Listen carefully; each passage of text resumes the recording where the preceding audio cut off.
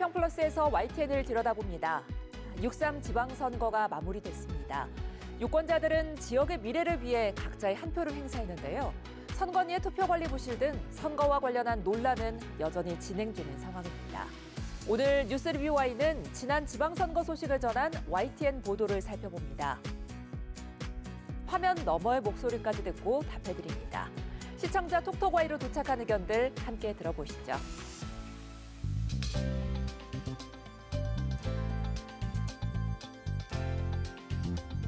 시청자 여러분 안녕하십니까? 윤보리입니다.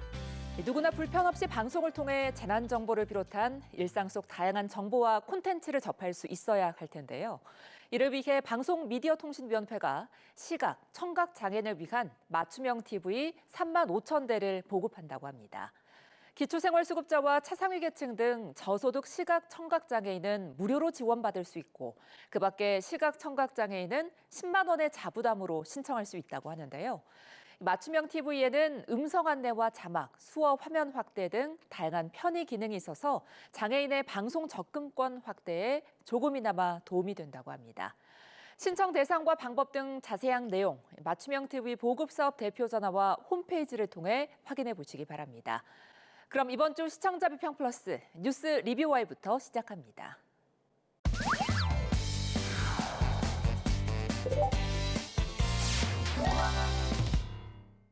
오늘 뉴스 리뷰 Y 시간 YTN이 전한 지방선거 방송을 살펴보겠습니다. 함께 이야기 나눌 두 분 모셨습니다.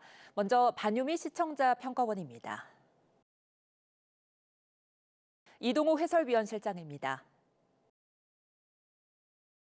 어느 때보다 뜨거웠던 지방선거였습니다. 예상 밖 접전이 이어지면서 전국적으로 관심이 쏠린 지역도 많았고 이에 따라 기존 텃밭의 균열 여부에 주목한 보도들이 이어지기도 했습니다.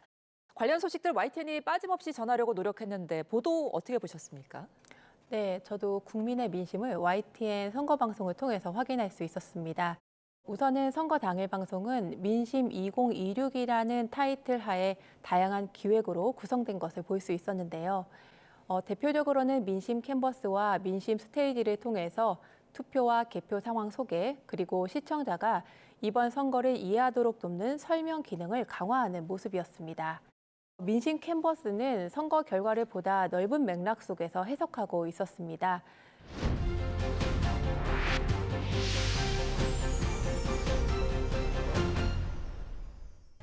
광역단체장은 파란 정당, 기초단체장은 빨간 정당을 뽑거나 반대로 광역단체장은 빨간 정당, 기초단체장은 파란 정당을 뽑은 적 있으신가요?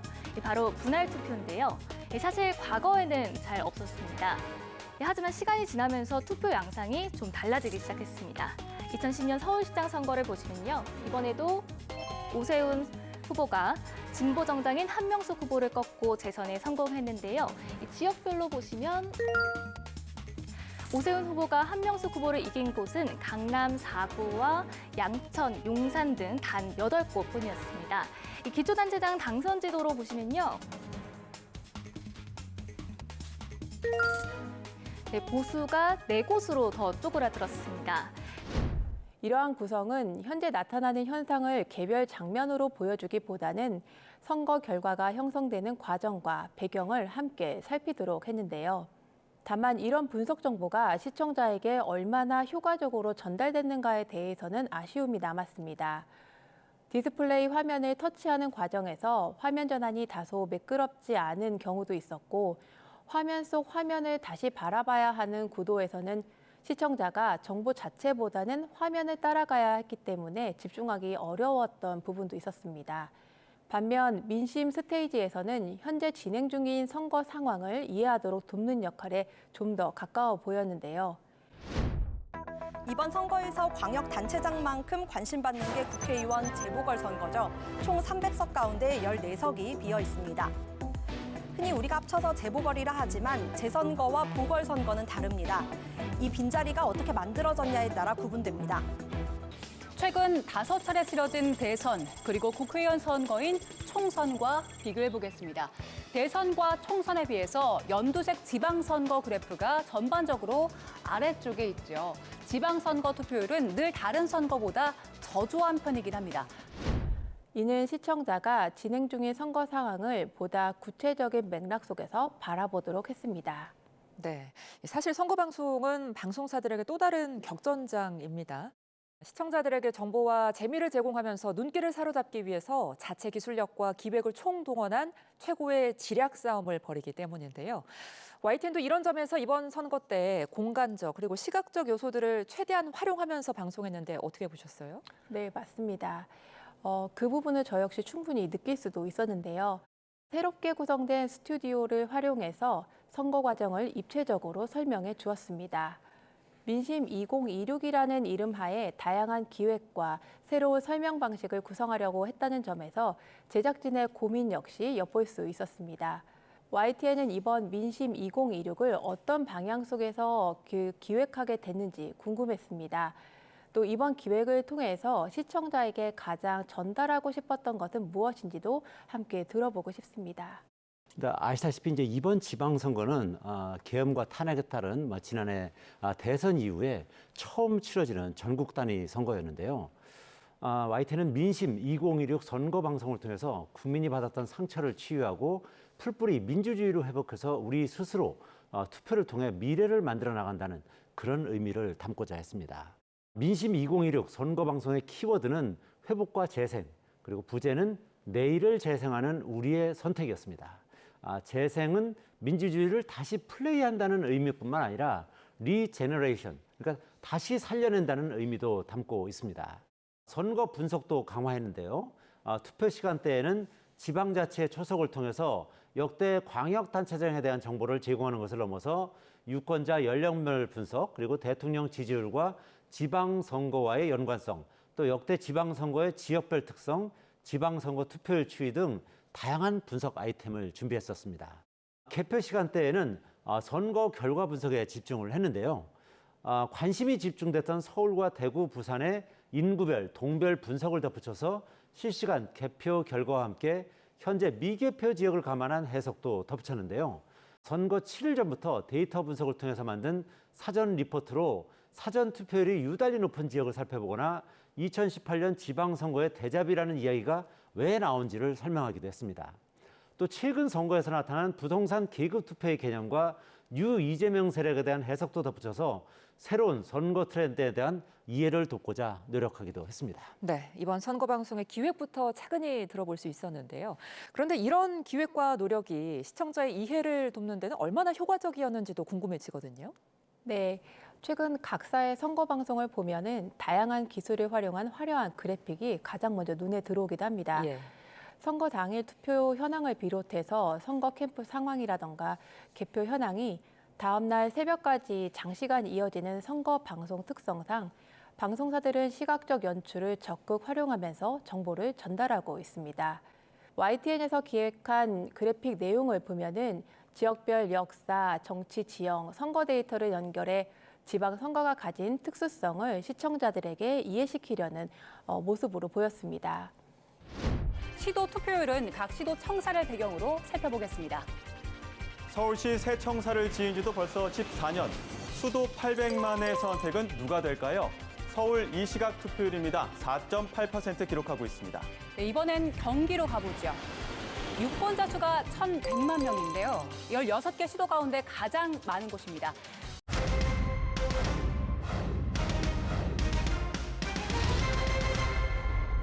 꽃이 피면 그림 같은 전경이 펼쳐지는 곳, 바로 경북 안동 도산서원에 서 있습니다.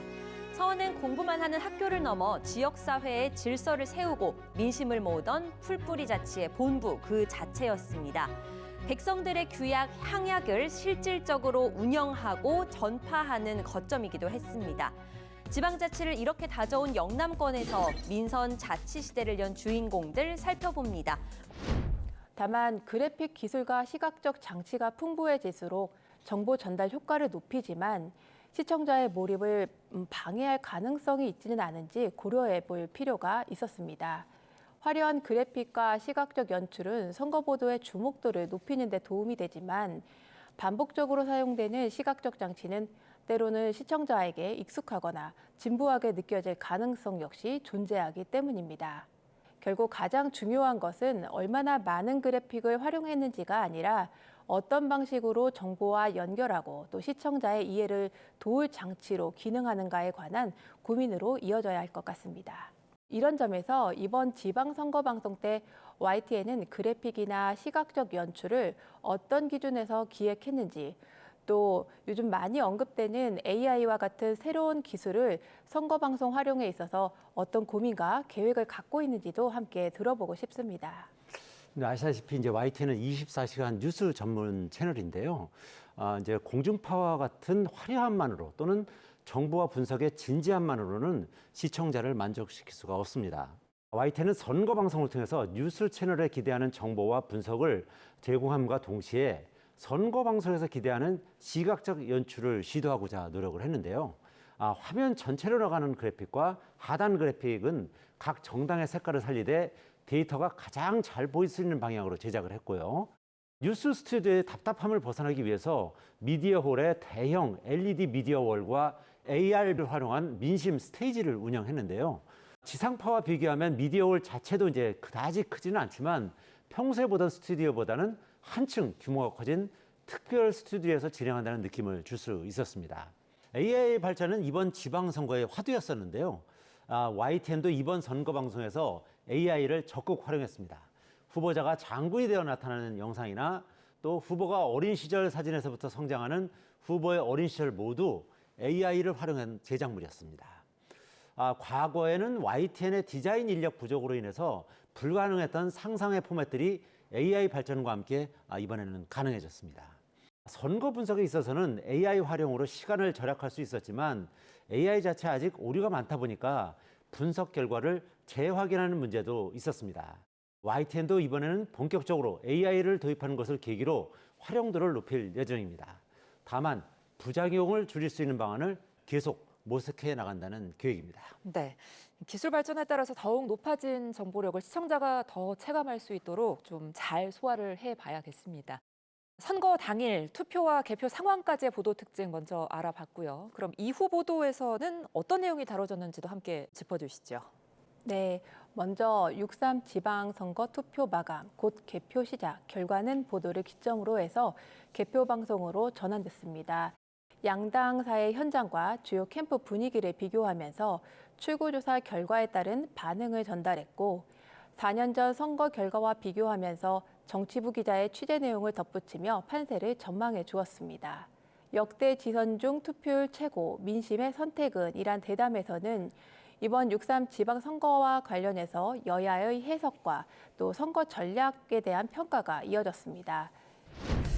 일단 출구조사 결과만 놓고 본다면은 민주당이 좀 우세한 압승의 느낌이 있는데요. 어떻게 분석하셨어요? 네, 국민들께서 일 잘하는 이재명 정부에게 확실하게 힘을 실어주는 그런 출구조사 결과가 아닌가 이렇게 평가드리고 싶고요. 경합치도 두 가지 출구조사 중에서 하나가 경합이면 하나는 오차범위 밖에 밀리는 결과들이 좀 있습니다. 예. 그러니까 이 자체를 본다면은 현재로도 지금 굉장히 전망이 좀 쉬운 상황은 아니다고 판단이 되어서 싶고요. 대담이 이어지는 동안 예측 판세와 실제 개표 상황을 함께 업데이트하면서 정보의 즉시성을 유지할 수 있었고, 단순히 누가 앞서고 있는지를 반복하기보다는 선거 결과를 설명하려는 구성으로 확인할 수 있었습니다. 특히 이번 개표 방송에서는 패널의 구성을 이전보다 확대해 보다 다양한 의견을 담아내려는 시도 역시 볼 수 있었는데요. 다만 이러한 노력에도 불구하고 개표 이후 이어지는 해석의 중심은 여전히 정치권 중심의 논의에 가까워 보였습니다. 시청자 입장에서는 선거 전후 반복되는 정치권 중심의 논의가 새로운 해석보다는 익숙한 설명의 반복처럼 느낄 수 있었습니다. 네, 그리고 투표용지 부족 사태도 전해지기도 했습니다. 제보로 들어오는 내용의 중요성을 바로 인지하고 그리고 이제 파장까지 고려해서 전달하려는 다양한 접근 노력이 필요했는데 어떻게 보셨어요? 네, 개표 시작 이후 선거 결과에 대한 관심 못지않게 투표용지 부족 사태를 둘러싼 논란 역시 주요 보도 이슈 가운데 하나였습니다. 투표용지 부족 사태에 관한 YTN 초기 보도는 유권자 제보를 바탕으로 투표소 대기, 투표 포기 사례, 실제 투표용지 부족 사실을 확인해 나가는데요. 이제 속보가 들어왔습니다. 투표 종료를 1시간도 남지 않은 상황인데 일부 송파 지역 투표소에 투표 용지가 부족해서 투표를 못하고 있다. 이런 제보가 YTN에 들어왔고요. 네, YTN에 제보를 준 유권자는 오후 4시쯤 송파 가락이동 제3투표소에 도착했지만 투표용지가 부족해 기다려달라는 설명을 들었다고 전했습니다. 30분 넘게 기다렸지만 50장 정도 되는 용지만 도착했고 본인은 투표를 했지만 아직 대기하고 있는 유권자들이 많다고 설명했습니다. 장시간 대기와 또 투표 포기 사례를 구체적으로 전달하면서 단순한 행정 문제가 아니라 실제 유권자가 투표권 행사 과정에서 어려움을 겪고 있다는 점을 강조해 주었습니다. 투표용지 부족, 후폭풍 확산, 법적 분쟁 가능성이란 대담에서는 김광삼 변호사가 출연했는데요. 이번 사태가 가져올 법적 파장 역시 함께 짚었습니다. 투표를 만약에 못한 유권자들이 헌법소원이나 뭐 국가배상 이런 거 촉구할 수도 있는 겁니까? 당연히 법적인 조치할 수 있죠. 왜냐하면 본인이 투표를 해야 하는데 투표 용지가 없어서 투표를 못했기 때문에 어떤 개인 국민의 기본권인 참정권이 침해당한 거예요. 그러면 사실 민주국가에서 제일 중요한 것이 바로 기본권 침해고 기본권 침해 중에서 또 참정권 자체가 굉장히 중요한 거거든요. 그리고 그로 인해서 손해배상 청구를 당연히 할 수 있고. 선관위의 행정 문제를 비롯해서 참정권 침해에 따른 소송 가능성과 선거 결과에 미칠 영향 등을 설명하면서 이번 사안을 단순한 정치적 공방으로 소비하기보다는 유권자와 후보자 입장에서 궁금할 수 있는 법적 쟁점까지 다루어 주었습니다. 당일 발생한 혼란을 단순한 사건이나 논란 차원으로 다루기보다는 실제 유권자의 권리 침해와 행정 책임의 문제로 바라보도록 도왔습니다. 피해 규모와 원인, 책임 문제에 관한 후속 보도가 이어지고 있는 만큼 언론의 감시와 검증 역할이 이어지기를 기대합니다. 네, 지역의 미래를 만들어가는 일은 이제부터 시작입니다. 승패보다 국민의 삶을, 갈등보다 지역의 발전을 먼저 생각해야 할 텐데요. YTN 역시 이번 선거 방송을 되돌아보며 시청자에게 도움이 되는 보도는 무엇인지, 공적 책임을 다하는 언론의 역할은 무엇인지 끊임없이 고민하고 실천해 나가겠습니다.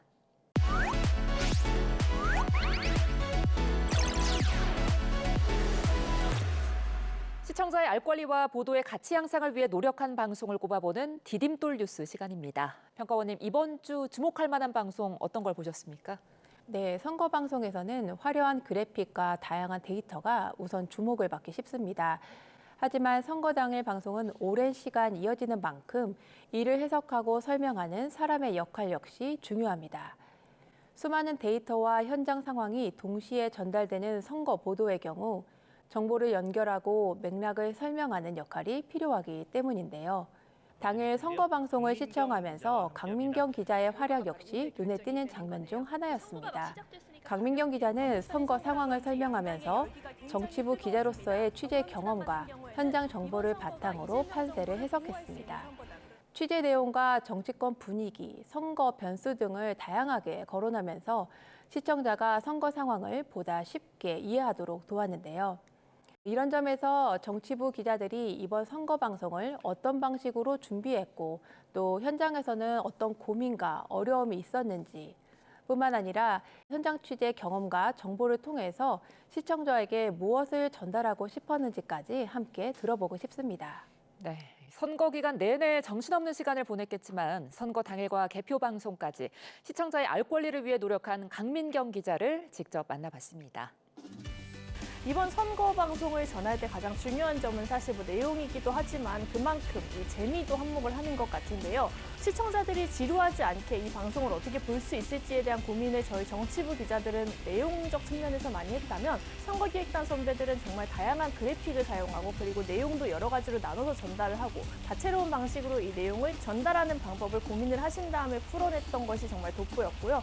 그런 측면에서 이번 선거 방송은 정말 모두의 협업이 아니었나라는 생각이 듭니다. 정치부 기자로서 시청자들에게 전달하려고 가장 노력했던 건 사실 선거 과정에서의 공정성이었습니다. 정치부 기사가 다들 그렇지만 선거 과정에선 특히 양 진영이 좀 굉장히 예민해져 있는 상태거든요. 그런 만큼 이 진영의 말을 가급적이면 객관적이되 가장 공평하게 전할 수 있는 방법이 무엇일까라는 고민을 저뿐만이 아니라 정치부 선후배들이 다 같이 하신 것 같고요. 다만 또 거기서 포인트가 있다면 공정성 있게 전하는 과정에서 가장 재미있는 말들 그리고 이 메시지의 가장 핵심이 되는 말들을 뽑아내기 위해서 정말 노력을 했습니다. 굉장히 많은 말을 향연해서 저희가 가장 필요로 하는 말들을 뽑아낸 것이 저희의 기사들이라고 생각해 주시면 좋을 것 같은데 그래서 저희도 감히 시청자들한테 바라면 가장 효과적이고 또 재밌는 메시지가 어떤 건지 고민한 결과물이라고 생각하고 재밌게 봐주시면 어떨까라는 생각을 갖고 있습니다. 그럼 오늘 뉴스 리뷰와이 마무리해 보겠습니다. 두 분 오늘 말씀 잘 들었습니다. 고맙습니다.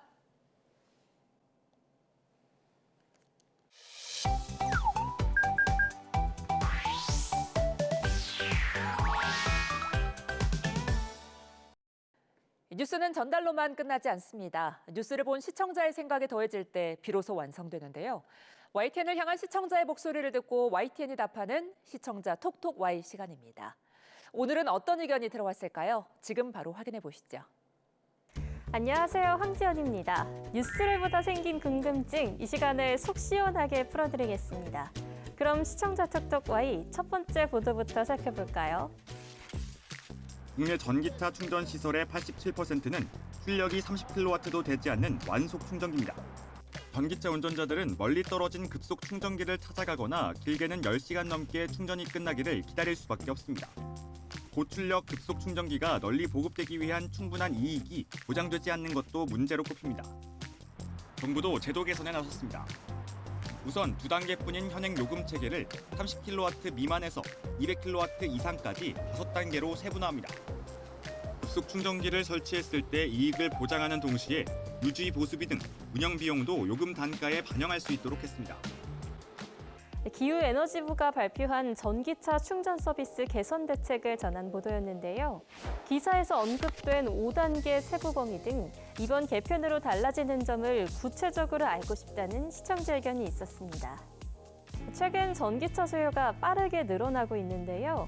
산업통상부가 발표한 2026년 1분기 자동차 산업 동향에 따르면 3월 국내 자동차 시장 판매 현황에서 전기차는 약 4만 1,000대로 지난해 같은 달 대비 무려 123.7%가 올랐습니다.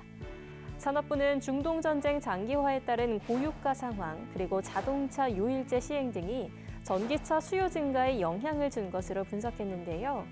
전기차가 점점 늘어날수록 중요한 것 바로 충전이죠.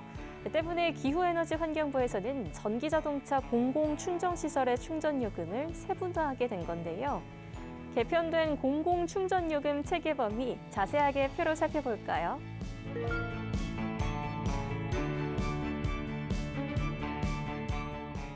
또한 요금 세분화뿐만 아니라 전기차 충전시설 관리도 강화한다고 합니다. 올해 11월 12일 시행을 앞둔 대기환경보전법 개정안에 관련 조항이 신설됨에 따라 하위 법령 개정을 추진하는데요. 크게 3가지 내용으로 나눠서 살펴볼까요? 먼저 충전요금 표시 등 전기차와 수소차의 충전시설 관리 기준이 생겼습니다. 충전요금을 표지판이나 안내문 등을 통해 현장에서 확인할 수 있도록 하는 건데요. 특히 고속도로 휴게소 충전시설의 경우 주유소와 같이 외부에 요금 표지판을 설치하도록 해 한눈에 요금을 확인할 수 있도록 합니다. 또 충전시설 고장 방지를 위해 운영자 정기 점검에 대한 의무를 강화하고요. 충전시설에 대한 고장 신고 등이 가능한 응대 체계도 함께 구축한다고 합니다. 두 번째로는 충전시설 설치 정보와 실시간 이용 정보를 공개하는 건데요. 관련 정보들은 무공해차 통합 누리집에서 확인할 수 있다고 합니다.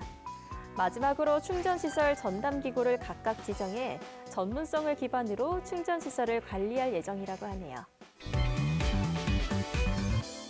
다음으로 두 번째 시청자 궁금증은 무엇일지 보도 먼저 확인해 볼까요? 일론 머스크의 AI 그룹. 지난해 7월 아돌프 히틀러를 찬양하고 유대인이 미국을 조종하고 있다는 음모론식의 혐오 발언을 해 논란이 됐습니다. 지난해 8월 미국의 유명 소매업체 조앤 패브릭이 파산했습니다. 그 소식이 알려지자 AI를 활용한 가짜 복제 사이트가 단 몇 분 만에 나타났고 그 결과 수많은 소비자의 신용카드 정보 등이 탈취됐습니다.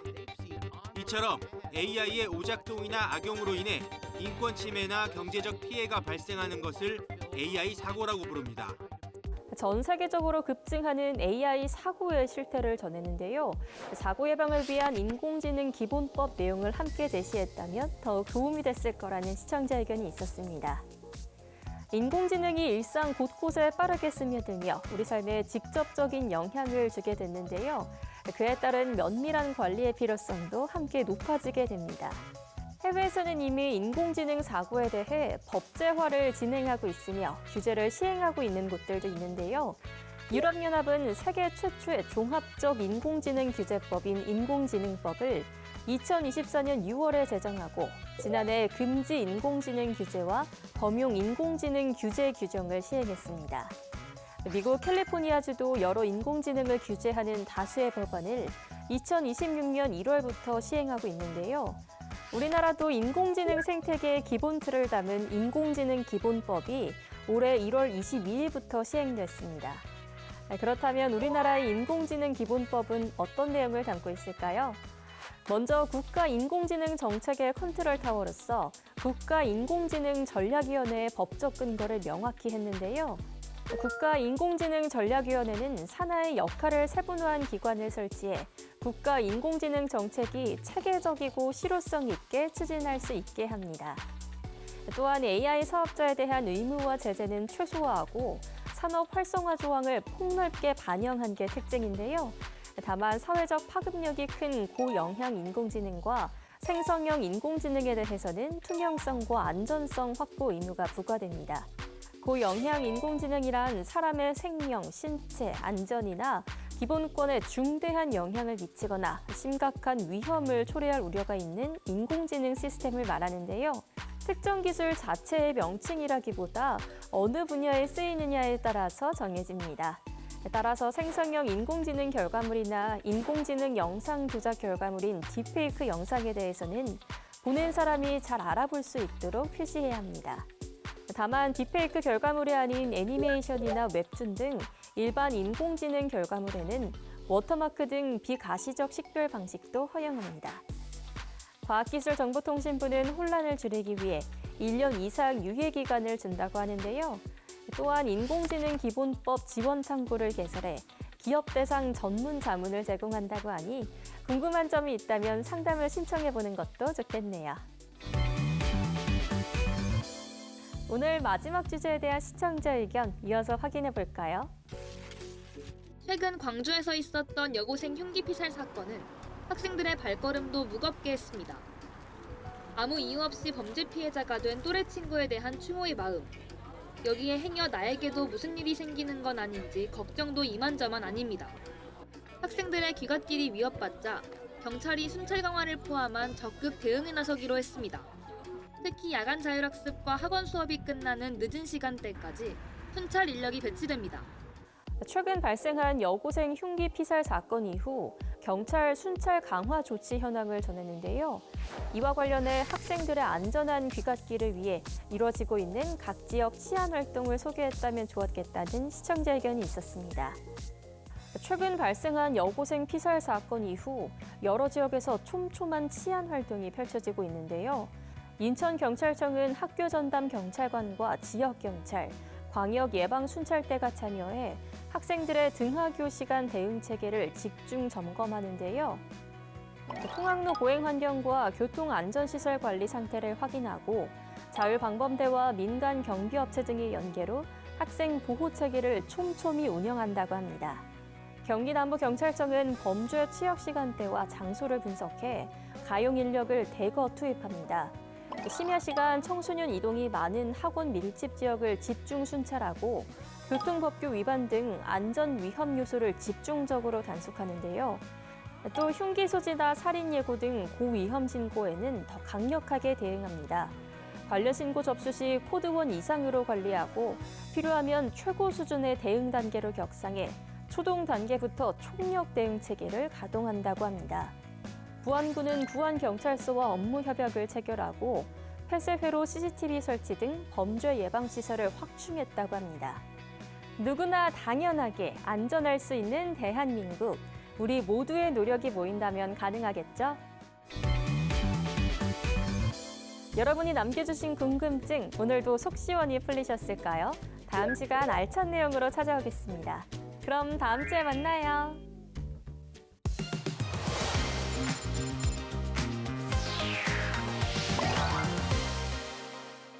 YTN의 보도를 되짚어보는 데 있어 시청자 여러분의 목소리는 중요한 기준이 됩니다. 방송에 대한 여러 의견들 SNS와 홈페이지를 통해 남겨주시고요. 시청자 비평 플러스는 다음 주 보다 깊이 있는 시선으로 찾아뵙겠습니다. 시청해주신 여러분 고맙습니다.